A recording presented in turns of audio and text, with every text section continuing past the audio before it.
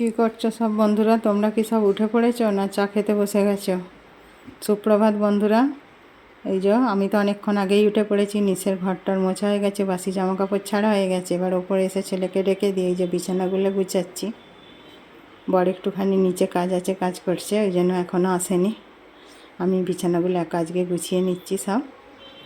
এইবার হচ্ছে কি, রোজের মর্নিং ওয়াকটা সন্ধ্যাবেলায় করি, কিন্তু কদিন ধরে একটু কাজের জন্য এই সেই করা হচ্ছে না। তারপরে কদিন গরম ছিল, তো আর ভালো লাগছে না। হাঁটাহাঁটি করলে তো আরও গরম হয়, মনে হয় দূর একটু বসে থাকি।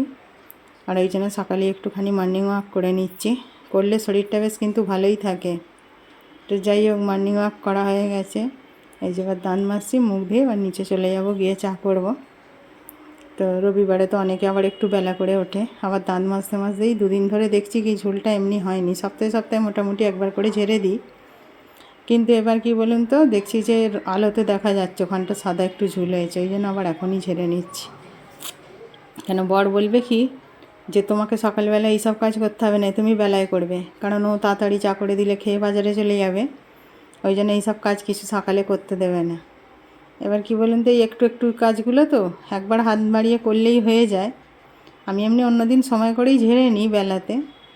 আর কিন্তু আজকে দেখলাম ওখানটা একটু ঝুল হয়েছে, ওই জন্য বলি না এখনই ঝেড়ে নেবো, দাঁড়াও, না হলে এটা ঝুল হয়ে থাকলে খারাপ দেখায় ঘরটা। হ্যাঁ, আজকে একটু স্পেশাল চা রবি, আমি রোজই স্পেশাল চা করি, আদা এলাচ এইসব দিয়ে, তবে একটু চাটা বেশ খেতে ভালো লাগে। আজকে আর আদা দিইনি, শুধু এলাচই দিয়েছি। এই যে চা করে নিয়েছি, বর আর আমি বসে পড়েছি। ছেলেটা নুন্নুর করে এখনও মুখ ধুয়ে আসেনি।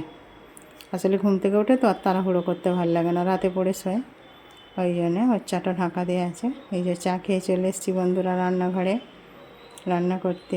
এই চিচিঙে আলু পটল কেটে নিয়েছি, সবজি বানাবো। আর একটু চিকেন করব, তো তার সব জোয়ারজান্তি করছি। একেবারে করে নিয়ে বসাবো। বর তো অনেকক্ষণ আগেই চা খেয়ে বাজারে চলে গেছে। ও তাড়াহুড়ো করে বটে, কিন্তু খুব তাড়াতাড়ি ওর হয়ে যায় না। তাড়াহুড়ো করলে কি হবে, বাজারে গিয়ে তোকে দাঁড়াতেই হবে, কারণ মাছ ধরুন আগে যারা কিনে রেখেছে তাদেরগুলো বাঁচবে, তারপরে না ওরটা বেচে দেবে। পরপর তো লাইন অনুযায়ী হবে, তারপর আবার মাংসের দোকানে গিয়ে দাঁড়াবে।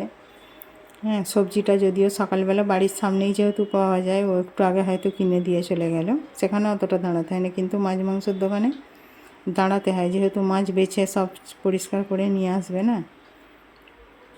যাই হোক, তারা দিয়ে দিয়ে তো সকাল সকাল করে গেছে, এসেও যাবে হয়তো এবার।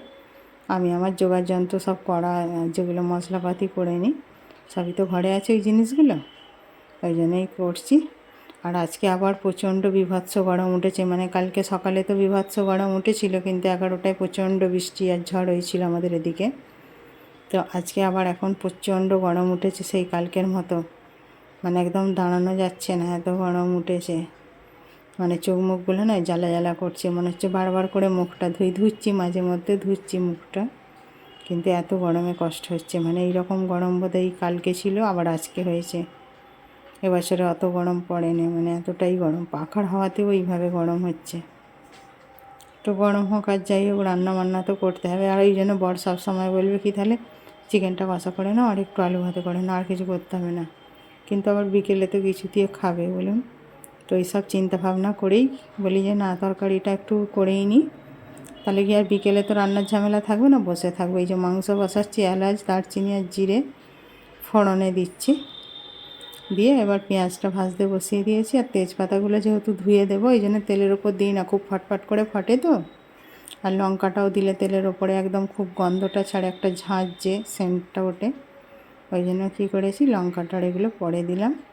এবার পেঁয়াজটা ভাজা হয়েছে তো কী বলুন তো, রসুন আর টমেটোটা দিয়ে আগে খানিকটা ভেজে নিয়েছি, আদাটা পরে দিচ্ছি। আদা তো বেশি ভাজার দরকার নেই। এবার সামান্য জল দিয়ে লঙ্কা হলুদ গুঁড়োগুলো দেবো, দিয়ে ভালো করে মশলাটা কষাবো। আর যদি টক দই থাকে মাংসের মধ্যে মাখিয়ে রাখি, আজকে টক দইটা ছিল না। মানে অ্যাকচুয়ালি দইটা কী বলুন তো, একদিকে আর মাছের বাজারটা আর একদিকে, আর দুদিকে এদিক ওদিক করে যেতে হয়, ওই জন্য আর আজকে আনতে যায়নি। বলেছিলাম যে একটু টক দই নিয়ে আসবে, বললো আনবো, তারপরে কই দেখছি আর কিছু বলছে না, আবার বললে একটু খ্যাচ খ্যাচ করবে, ওই জন্য বলি থাকে। আর টক দই নেই, আজকে এমনিই করবো চিকেনটা। আর এই সবজিটার আনাজগুলো ভাজতে ভাজতে সিদ্ধ হয়ে গেছে, ওই জন্য একদম সামান্য জল দিয়ে আর ঢেকে দেবো, ওতেই হয়ে যাবে। এই যেরকম ভেজে ভেজেই দেখছি তো তেল ছেড়ে দিয়েছে, তার মানে মশলা ভালো হয়েছে, তাহলে মাংসটা ভালো হবে। এবার মাংসটাকে বসিয়ে দিচ্ছি। রান্না বান্না হচ্ছে, মাঝে মাঝে গিয়ে ঘরে জল খেয়ে আসছি, মানে গলা নয় শুকিয়ে যাচ্ছে, প্রচণ্ড ঘাম হচ্ছে তো, যেন অস্থির অস্থির লাগছে শরীরটা। জানি না, বলছে তো বর্ষা ঢুকে গেছে, কি হবে দেখা যাক, বৃষ্টি হবে আদৌ নাকি হবে না, কেন এত গরম উঠেছে। এই যে বন্ধুরা মাছটা নিয়ে এসছে, মাছটা এখনও ধোয়া হয়নি, ওইদিকে বসিয়েছি আনাজগুলো, এই ধুয়ে নিয়েছি। এটা নয় রূপচাঁদ মাছ, জানেন তো, অর্ধেকটা তো আনে বড় মাছের, কিন্তু আজকে দেখছি গোটা মোড়াটা আছে, জিজ্ঞাসা করা হয়নি যে হাফ নিয়ে এসছে না গোটাই মাছটা এত ছোট, জানি না কি এনেছে। যাই হোক মাছটা ধুয়ে নিয়েছি, আর এই যে মাংসটাও কষানো প্রায় হয়েই এসেছে। আর মাছটা এই যে আজকের মতো 4 পিস করে নিচ্ছি, আর বাকিটা কালকে করব, রেখে দিচ্ছি। রান্না বান্না হয়ে গেছে, এই যে খাবার নিয়ে চলে এসেছি, একসাথে সব খেয়ে নেবো এবার। তারপরে খেয়ে দিয়ে তো বর আজকেও কারখানা যাবে, রবিবার বলে ছুটি নয়। টাটা বন্ধুরা, সবাই ভালো থাকবেন।